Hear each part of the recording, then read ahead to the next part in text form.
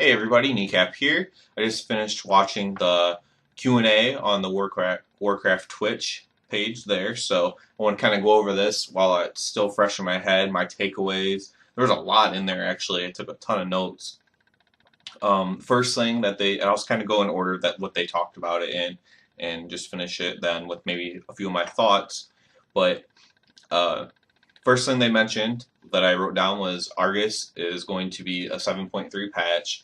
That's what I assumed, but I guess some people were kind of confused on that, thought maybe it was the next expansion. But Argus is just going to be a new patch, basically, with a new raid and all kinds of stuff. I'll get into that later because they bring it up again later on. The 7.1.5 PTR is going to come out early next week. I thought that was interesting. I like that they're kind of progressing stuff quickly, but not so fast where you don't get to do the old content first. So they're kind of just getting stuff ready for 7.1.5, which would be nice. They went over Karazhan and how they've felt about that. An interesting thing that I wrote down on that is last week there were 300,000 pre-made card groups. So in the pre-made group finder tool, and that doesn't even count guild groups. So if you did it with your guild, that wouldn't even be included in the 300,000. So there was just, I mean, I would assume there's probably 400,000 different groups running Karazhan in a week. That's big. That shows that that's a pretty successful thing, even though not everybody is even attuned to it or has the gear to do it, frankly. So that's showing a lot of people are getting to do the new content, which is great. They did address something that I complained about in Kara, which is the lengthy runbacks, and basically what they've decided so far is that they're pretty much fine with them. Ian mentioned that the big thing is that people are retracing their footsteps instead of maybe finding a quicker way to get back to where they were. And if a run back is less than about a minute and a half, then they don't really worry about it too much. The next thing is something that I thought of immediately, and it is something that's going to be addressed as well, and that's the reward versus difficulty on Trial of Valor. Trial of Valor normal mode was pretty hard we're not the top guild by any means, but we cleared Heroic Emerald Nightmare one night. This week we had to bring a couple pugs with us. We still cleared it in 2 hours, maybe less, even with pugs in there that weren't even in voice chat with us. So, I mean, we only got 2 bosses down though in transition to in Trials of Valor. So, in normal mode. So, a guild that can easily kill Heroic EN can't finish TOV in the first night, but that's not a bad thing. I like that. But the problem is that the gear rewards don't go along with that difficulty added there. They did admit that that is off. They didn't intend for it to be that off. It basically is telling me that it was a little bit more difficult than what they thought it would be. Their intentions were Trials of Valor isn't a whole new tier. It's just the 8th, 9th, and 10th bosses of 7.1. It's not its own tier of raid loot. They did undershoot the gear levels, and so they are going to adjust it. And so on TOV normal, for example, for everything, but the example is going to be TOV normal. They're adding +5 item levels to the gear that drops in there. So on Odin and Guarm, on normal, it's going to drop 860. And on Helya, it'll drop 865 on normal mode without forging up, which makes more sense to me. Helya will then basically be a heroic EN boss, which that makes more sense. Spent a lot of time on this next subject, which is secondary stats, which everyone who plays at, even probably at Mythic Plus levels, probably noticed on their own that it's not really properly balanced. The biggest thing they're working on is rings and necks, because since they don't have intellect, strength, agility on them, it's only about the stats. So if it doesn't have your primary stat on it, it's pretty much always going to be worse than something with a primary stat, even if the item level is 30 different. it still probably won't be better than the example always uses mages with crit. I could say the same thing about holy paladins with crit, uh, although mastery is a high weight for them. But basically, uh, they want to make it so where the stats on those are higher than maybe on the other gear. So if you're a mage and you really need crit, well, this ring now has so much mastery and haste on it, or versatility and haste, or whatever their weights are there, that it will be. Their goal is if it's at least 15 item levels higher, that it's going to be an upgrade. So that's their goal. So now when you get when an upgrade drops, you can actually wear it if it even if it doesn't have your stat. That's their goal. And kind of the way he described it being this way is because they wanted to start the expansion with high stats on the gear, so that way a certain talent or spec that's reliant on a stat isn't weak, like completely underpowered at the start.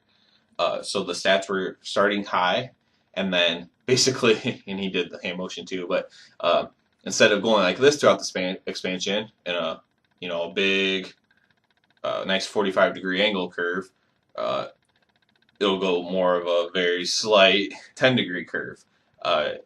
And that's so by the end of an expansion, as everyone knows who's played through an entire expansion, by the end of an expansion, you're just able to just kill everything because the stats go up so ridiculously high.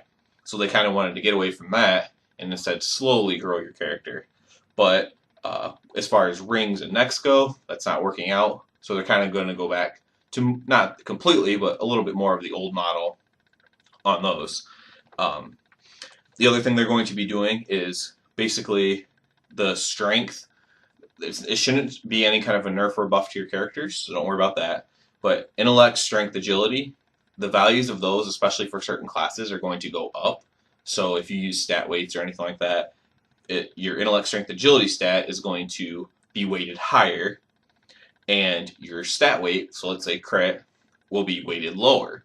Now, they're going to do that in accordance with each other, so that way the gear that you're currently wearing isn't nerfed. So crit will go down for you, but every piece of gear, the intellect on your gear, let's say you're mage, the intellect of your gear will go up to make up for that loss of crit.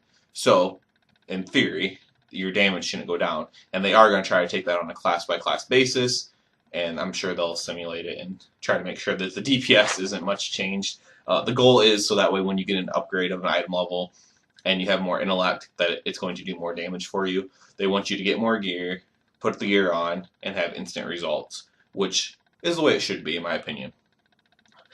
They brought up reforging, which I loved reforging. Wrath of the Lich King days was probably when I played even the most. Basically, they're against it. He called it a band-aid. It's not going to happen. They didn't like reforging because his explanation was a little bit convoluted, I thought, but basically, reforging it, what you would do is you would just download an add-on and say, should I reforge this gear or not to make it better? Will it be better than my other piece if I reforge it? And they talk about doing the math, but the reality is people already do that even without the reforging. I just think it's something that they didn't like and don't want to put in the game. They are going to be reworking some classes, as he said at BlizzCon, but he wanted to clear up that reworking is just a strong word. He didn't really mean reworking. Reworking is kind of a very broad term, something they do for an expansion change. Instead, by that, he meant more of a balancing your talent choices and increasing utility roles. So, like if one of your talent choices is purely utility, maybe it'll do a little bit more, and maybe it'll be worth not taking something else for a specific fight or encounter.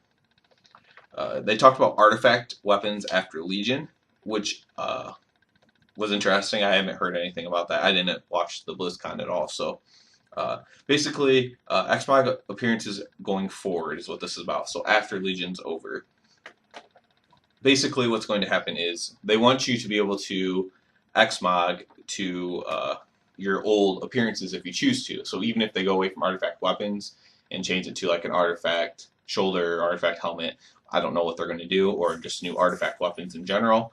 They want you to be able to still Xmog the old appearances, and by doing that, they want you to be able have to maybe unlock them for future, so that way as you're leveling through Legion in a new expansion 2 years from now, you will still be able to get the different appearances for the current time, but you won't be able to Xmog it later on unless you do these requirements during this X pack.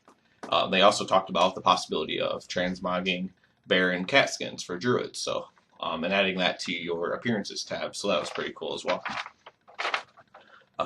They talked about Frost Mage and Death Knight's pets, so the reworking of those Elemental and Ghoul for those two classes. And 7.2 is a possible time that the Ghoul for the Death Knight is going to be reworked, so that'll be cool. They're working on the Frost Mage, but they don't have an ETA on that yet. Someone asked about new battlegrounds in Legion, possibly, but they don't have any idea yet of what they should do, and they do admit that they have not done as much as they should have with battlegrounds in Legion. Basically, he's talking about there's no real conflict right now between Horde and Alliance, so it's kind of hard storytelling-wise to put a battleground in when there's not a true conflict right now. But they might try to work on something like that. But he did say they're focusing more on the brawling aspect right now. A lot of questions about legendaries. So first thing is first, low-end legendaries, so the ones that no one wants to wear, those are going to get buffed. And the high-end legendaries that make you kind of overpowered, those are going to receive a slight nerf. Now, this is also going to be affected by the stat weight we were talking about earlier, so especially with rings and necklace, but all legendary stat weights are going to be changed to make them more useful for you. And that should happen in the next patch, 7.1.5. In Nighthold, your legendaries, once Nighthold opens, I should say, it's already in the game, but once Nighthold opens, legendaries will become upgradable. So you will be able to upgrade their item level and their stats and strength and whatnot, because legendaries are going to kind of advance as the game goes on, similar to your weapon. And the new legendaries that you get, so it's still the old legendary item, but if you get one to drop after Nighthold opens, it'll actually drop at a 925 or 930 item level. And of course, that's what you'll be upgrading your old ones to. He didn't get in the specifics of what it's going to take to upgrade it. It sounded more like just unlocking something, so maybe a few quests or a dungeon. I'm not sure on that. He didn't get into that. People asked if you would be able to wear more than 2 legendaries later on. Not in 7.2. Maybe after that, they said. So definitely not in 7.2. Maybe later. But they kind of like having to choose your legendary based on your encounter. They talked about the quick join feature really quick. I didn't know anything about that, but I've seen it pop up, and I had some people join my groups because of it. So I kind of like the feature in general, but they are going to disable or have the option to disable the sound that pops up with it. I play with my sound down anyways, so I don't ever notice it, but you will be able to turn off the sound so it's not popping up bugging you all the time if you have a bunch of friends or guildies constantly queuing for things. As I talked about at the beginning, they got back into the Argus discussion. Argus is going to be patch 7.3. It's going to be a new zone, have a new raid, new dungeons, and new quests. I thought that was really neat. That's kind of going along with every other, Tannin Jungle with Hellfire Citadel, the Thunder Zone in Pandaria with the new raid. Kind of how it's always been. A new zone, a new raid. Very similar to a lot of other expansions, and they're going to go along with that here in this expansion as well. Someone asked if there's going to be more puzzles and secrets, which is something that I really enjoy in the game. While he stressed that it's not what World of Warcraft's about, they do understand that a large part of the community really likes that, so they are planning on adding more of that stuff in the future, although they don't have anything as big as like Cosmoth planned. If you don't know what Cosmoth is, I have a video on how to unlock Cosmoth and get the mount for that, so you feel free to look that up. But they thought they were very successful. There's still a couple small hidden secrets that no one's found yet, but all the major ones have been found, and they're hoping to put more in the future. In patch 7.2, dungeons are being tuned. The heroic and mythic dungeons are going to increase in difficulty and drop better loot, so that way dungeons will never be completely irrelevant, which I think is something that needs to be done. It's something I've thought of a long time ago. I hate that dungeons become irrelevant shortly after the expansion drops. Also, with this happening, the item level from normal dungeons is going to increase. So once you're 110 and you run a normal dungeon, you'll still be getting loot good enough to let you go into a heroic afterwards. The class mounts, certain classes have better mounts basically. Hunters are only going to have one mount. Mages, on the other hand, get 3 different mounts, same mount but with different effects. Basically, if your class has different kind of effects or different forms or whatever, your mount might get a slight change based upon that. So the mage one was one used as an example. It'll be flying disc like from the Malagos fight, and one will be icy, one will be flaming, one will be arcane. So they have 3 slightly different skins, whereas something like a hunter, which hunters are hunters, was kind of their reasoning there, they're only going to have the 1 skin on their mount. They also talked about upgrading the auction house because I haven't been upgraded except for slightly since vanilla. So they did mention that as well. They mentioned bonus rolls for especially world bosses, but in general, right now you get about 35 gold or so if you don't get a piece of loot, and that's obviously nothing in this expansion. So they're looking to substitute that with a high amount of artifact power, probably scaled with like what you get from a dungeon boss or whatever, or a raid boss. And then lastly, they kind of went over a few classes specifically that are still fairly weak, especially in raid content. Elisham, they are going to give a little bit of a buff in 7.15, nothing major, because they are performing very well in Mythic Plus dungeons, is what he specifically said, because they're very bursty. So while their damage might not be always the best in raids, he also blamed that on there not being enough encounters in raids that let them use their full AoE potential. So which is using their new ability, which gives them 3 free chain lightnings, and they can drop an earthquake. That's a ton of damage really quickly. The other thing they talked about was brewmaster monks, which he assured are strong, which they are strong. But right now, community perception is that they aren't strong, and because it's hard to top them off because of the way their class plays, they're constantly like dipping down in health. So you might be keeping them at like 70%. And I'm a healer. I know it's worrisome, but they're fine. And that's the question that he said. But are they dying? Well, no. But they're always hurt. But are they dying? No. So as long as they're not dying, they're doing their job. There's not really an issue there. Again, he did mention that in Emerald Nightmare there was basically no AoE fights, which they regretted because it made certain you could just bring a handful of certain classes and just dominate without there being any AoE needed. That was mostly it from the thing. Those were the main points that I took down. It was quite a bit. I'm really excited for 7.15. I'm liking that they're going to do these little mini patches that actually have content in them between major patches, and I like that they have everything already planned out. We have an Argus raid, we have a Nighthold raid, so we still have at least 2 more raids. Who knows, they could do another like little mini raid at the very end. They have done that before. I'm thinking back to Burning Legion. They've done things like that before, so we'll see if they do even more. Who knows? If not, I think that's still plenty of content. They're still adding dungeons, new world quests, new zones. I was very happy with pretty much everything they said. That's about it, though. Thumbs up and sub, and everyone have a good one.